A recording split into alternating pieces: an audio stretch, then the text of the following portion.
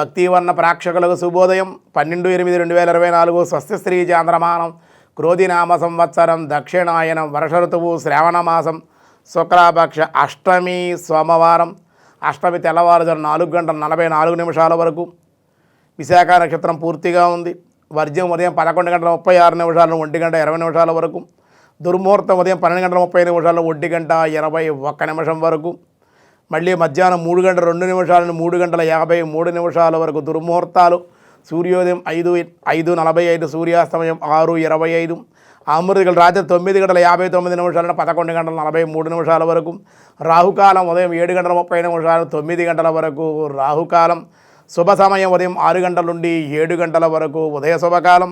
అలాగే సాయంకాలం 4:50 నుండి 5:30 వరకు సాయంకాల శుభ సమయం. శుక్లయోగం మధ్యాహ్నం 2:35, విష్టి సాయంత్రం 4:05, భవ తెల్లవారుజాము 4:44 వరకు.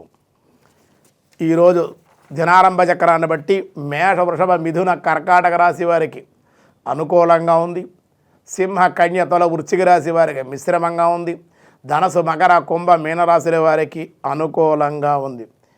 ఈరోజు విష్ణు సహస్రనామంలో వ్యాసాయ విష్ణు రూపాయ వ్యాసరూపాయ విష్ణవే వృషాకర్మ వాం వృషాకర్మిణే నమః.